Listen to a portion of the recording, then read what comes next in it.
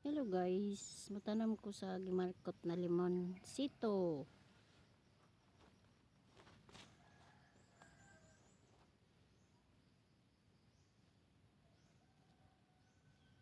Alaos na gani ang pikas sa ngao kay dugay na kong gitanom na pundo og isa ka semana gikan sa iyahang pagputol sa punuan ba.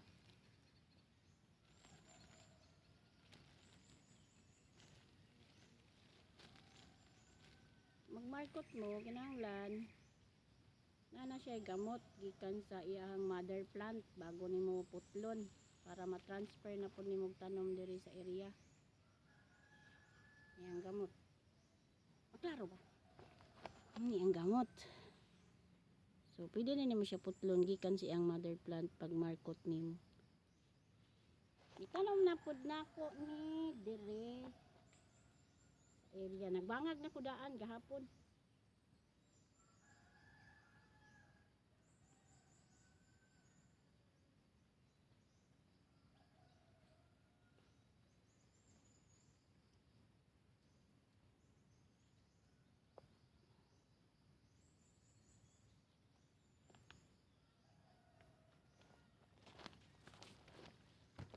Yang hapon, pwede diligan po nimo tubig o ugma sa bantay. Pwede po nimo tabunan siya o salipdan nimo siya og langkay para safe siya sa init. Ita na po ko place nga medyo layo gamay. Dito man to kaganina.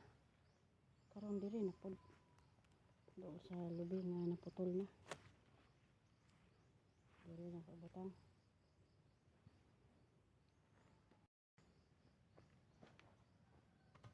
Ano po isa?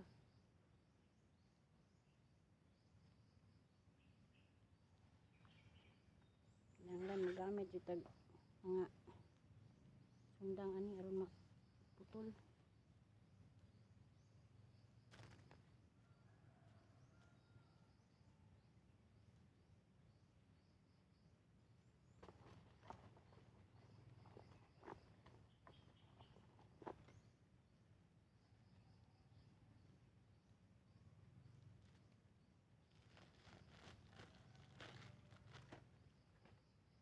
Siya gamot.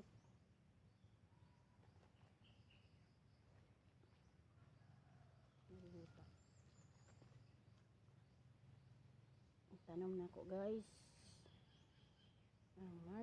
Narkot na limonsito.